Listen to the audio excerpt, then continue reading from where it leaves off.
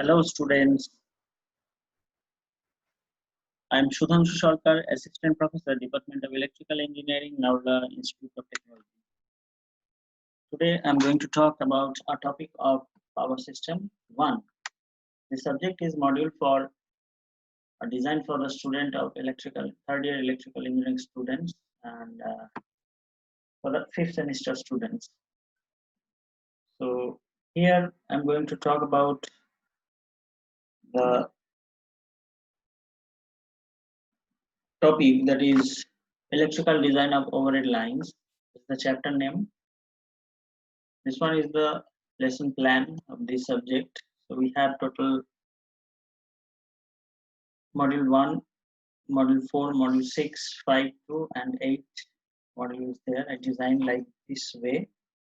So I'm starting with the electrical design of overhead lines. Today I will talk about the basic concepts about the overhead transmission line. So here it is the course outcome of Power System 1.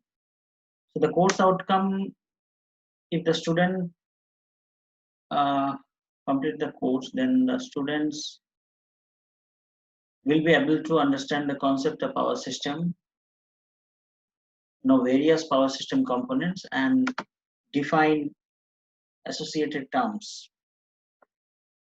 CO number 2 is know different types of power generation, and then student will be able to understand basic performance of power system. So practically the basic concept, the fundamental concept will develop about the transmission line, the electrical design, the mechanical design of transmission line, then the basic concept, layout of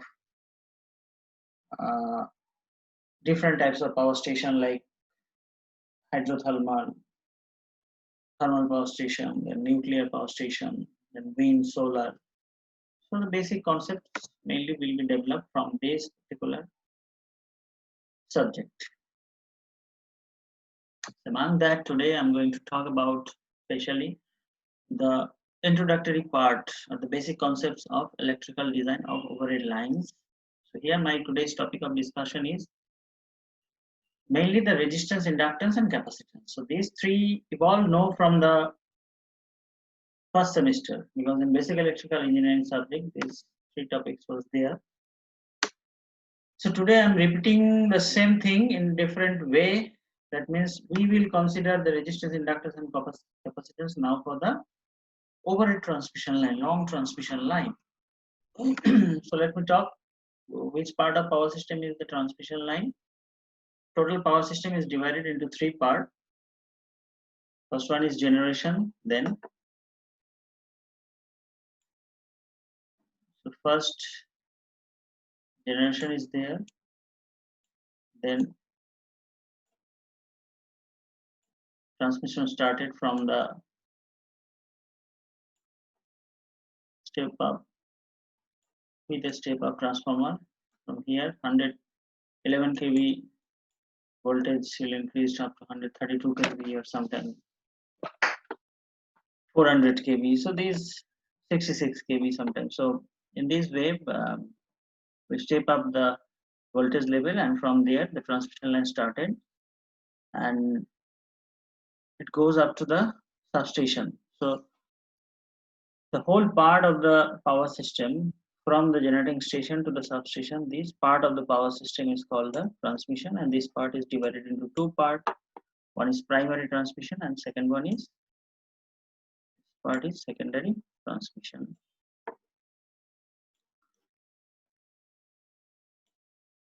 So especially I will talk about these three topics of our system. So here it's a figure of the constants of transmission lines. So it is a line which is given here. So what is the line here? The line is a overhead transmission line. In figure number 1, we have a supply voltage. This is the load end, and between the supply and load end there are resistance and inductance which are connected in series. and the current which is flowing through the circuit is I current, capital I. The voltage across the load is VR. So here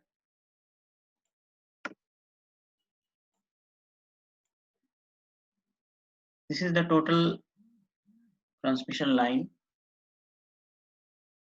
and the constants of inductor and the resistance and inductance are connected in series through the line. So the next part, what is this? Figure number 1, constant term transmission line, and in figure number 2 is the lumped figure, because across the line length is very high, 300, 400, 500, 600 kilometers. We cannot draw the figure practically for all the lines. So for that we need to convert it a lumped figure, where a single resistance will be there. It will be the summation of all the resistance, and a summation of all the inductor will be there. So supply voltage is same for this case, load is same. At the load end the voltage is V, at the supply end the voltage is Vs, current is I. So everything is same, only we convert all the resistance in a single resistance lump and all the inductance in a single inductance. That is the summation of all the resistance. So in this way we can represent the transmission line with a lumped figure. Now think about the resistance. What is actually? It is the opposition to line conductors to flow current. So what is resistance? Opposition to line conductors to flow current. The resistance is distributed uniformly along the whole length of the line. In the last figure we know that the resistance is uniformly distributed the whole length of the line,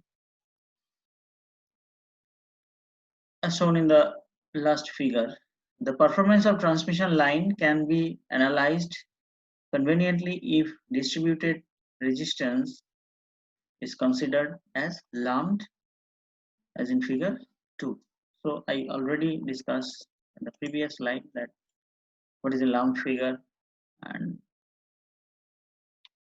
so figure number 2 was our lumped figure, where the resistance was a summation of all the resistance and the inductor was a summation of all the inductor. So here for the transmission line, the resistance of transmission line conductors is the most important cause of power loss. You all know this resistance of the transmission line conductor is the most important cause of power loss in transmission line. Why? The resistance R of the line conductor having resistivity low, if the line length is L and the area of the cross section is given by small a. So what is will be the equation of this resistance? Resistance is equals to rho into L by A. So what is rho here? The resistivity. What is L? L is the length of the line and A is the cross section area of the conductor. Now, why this resistance is important? Why this resistance is one of the cause for power loss? Because we know that for power loss, can you remember the equation? The conductor loss, power loss, you know that is P equals to I square R.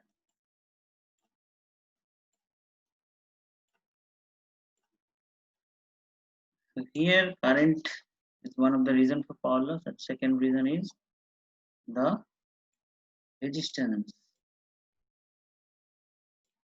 So no inductance and capacitance is there. For that reason we can say that the resistance of transmission line conductors is the most important cause of power loss in transmission line. So this is the main reason.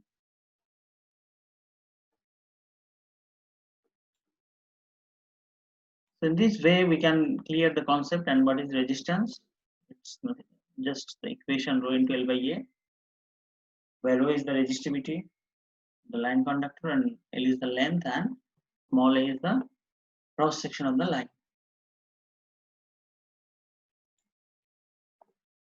Now,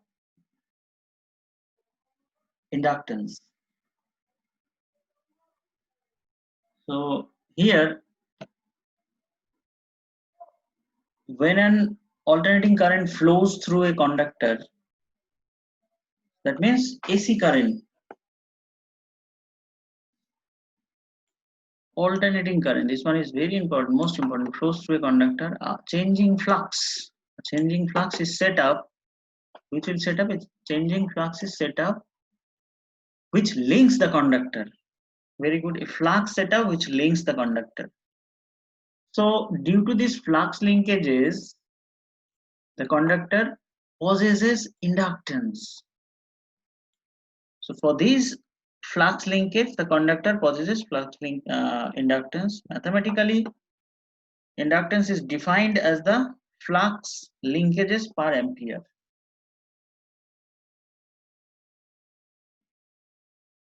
Okay, so mathematically we can define the inductance is defined as the flux linkages per ampere.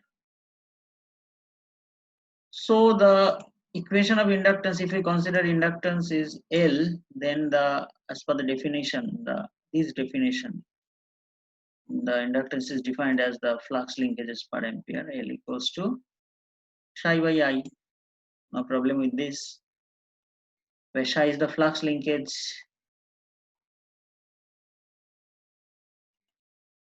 in Weber turns and I is the current in amperes.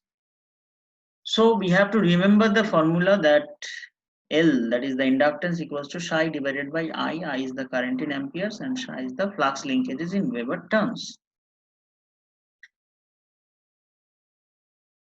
So this formula will help us a lot to solve the problem, to find the inductance of a overhead transmission line. This is one of the most important.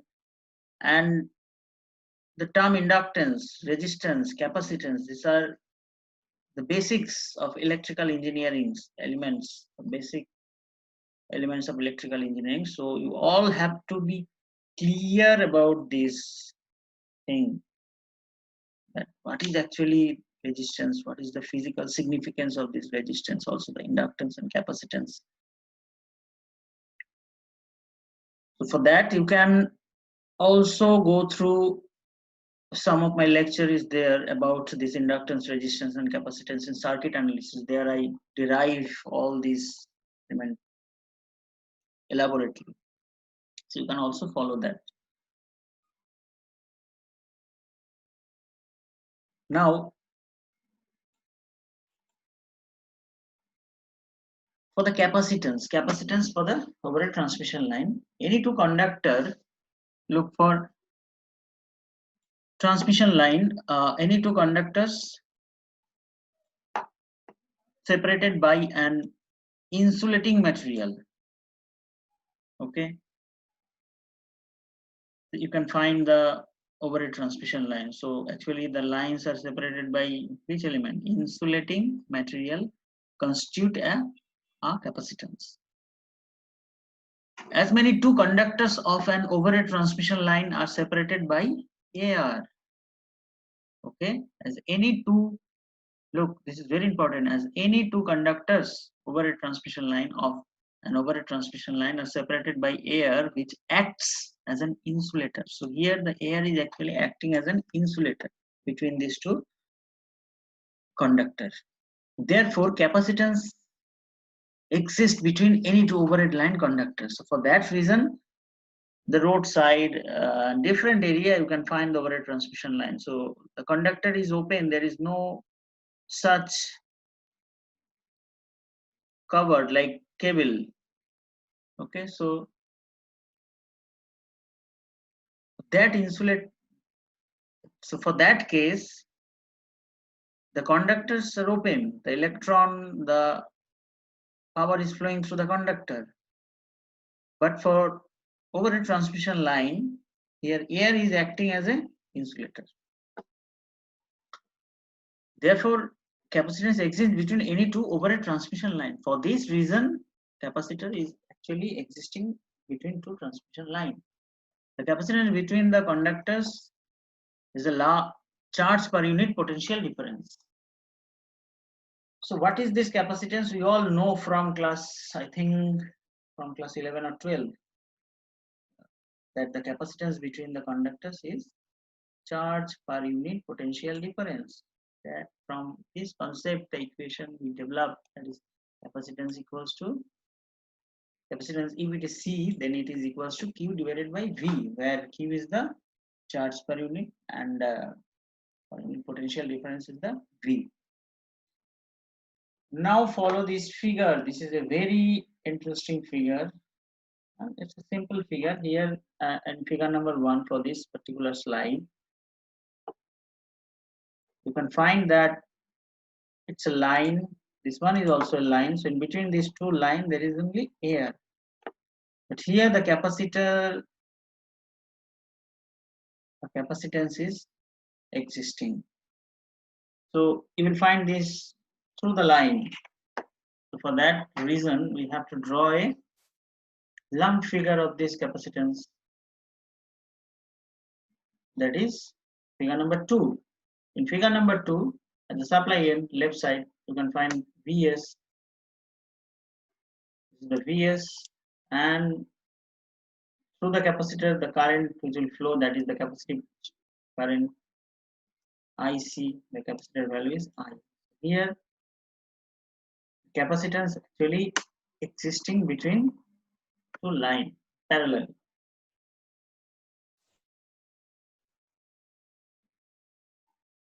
So we have to remember very small concept from here, that the capacitance for overhead transmission line exists between two lines. It acts as an insulator, and the capacitance between two conductors is the charge per unit potential difference. That means C equals to, if C is the capacitance, Q by V, where Q is the charge and V is the potential difference. That means the voltage, and the unit of the capacitance is what? Can you remember unit of the capacitance? Farad. Very simple.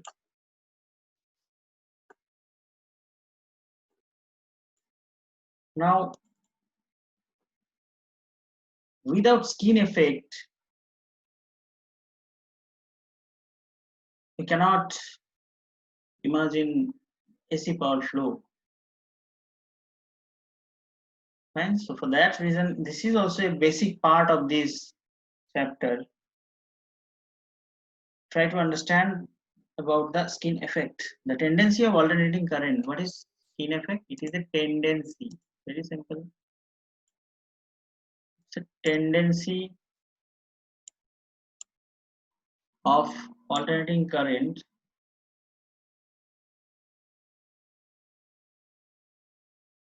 AC current should be AC, to concentrate near the surface of the conductor. Look, alternating current is concentrating near the surface of the conductor. The tendency of alternating current is to concentrate near the surface. So this is the surface. This is the surface area. So the surface area. So the tendency of alternating current to concentrate near the surface of the conductor is known as skin effect. So this tendency is called the skin effect. Okay, so very simple. So we need to draw a figure. This is the cross section of a conductor, and the plus sign is current flow over the surface. Yes, current is flowing over the surface, and inside it there is no current. This tendency or this property of a conductor is called the skin effect. The tendency of alternating current to concentrate, alternating current to concentrate near the surface. This is the surface area. The surface of a conductor is known as skin effect.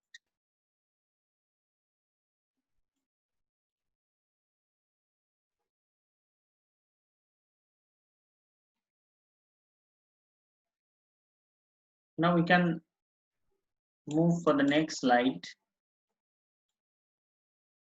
to understand the skin effect depends on which factors. So it is depending on four factors of the line, that is nature of the material, that which material the conductor is made, that is one of the main issue about this effect of this skin effect. The diameter of the wear, that whether it is the diameter is large or small, the skin effect is also depending on it. Next, the frequency is also depend on the line frequency and shape of the wear. So these are the four factors,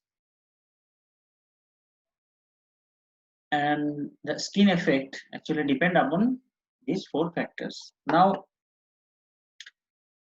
for your concept, just remember skin effect is negligible when the frequency is less than 50 hertz.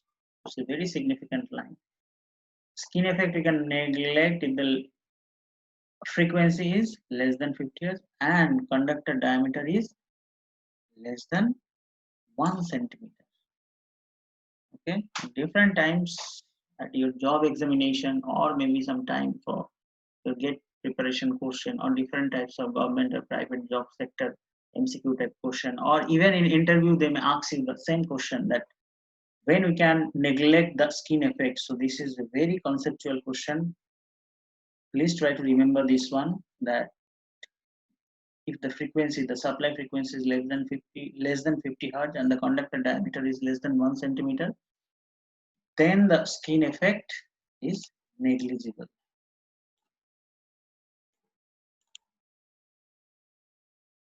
Now, another basic of overhead transmission line is conductor materials. That what is the conductor material, that matters sometimes for different types of calculation of this overhead transmission line calculation. Now, one of the material is copper. The second material is aluminium. Sometimes cadmium copper is used, and there are some other materials like the first one is silver, then galvanized steel, then high strength alloy such as phosphor bronze may also be used sometimes. So these are the materials normally used for conductor or as a conductor material. Now there are different types of conductor. It has some specific name. All the conductor has like whistle conductor or squirrel case conductor, python conductor. So it has different types of name. In industry, when you will start your professional life in electrical or core industry, it will be available with this name. But in technically, the types of conductor is divided into these four types. So number one is AAC, that is all aluminum conductor. AA, all aluminum, C conductor. AAC, all aluminum alloy conductor. Then AACSR, aluminum alloy conductor steel reinforced. Number four is ACAR, aluminum conductor alloy reinforced. And the last one is ACSR, most used conductor, that is aluminum conductor steel reinforced. This one is alloy reinforced, this one is steel reinforced. So all these name, if you can remember, it will help you a lot in your professional life. So just be serious and study this. Try to understand how the conductor looks like, why it is named why the name is AAC, why the name is AAC. So this all is matters. Now to make this PowerPoint presentation, I take the help from the book of Principle of Power System by V.K. Mehta and Rohit Mehta.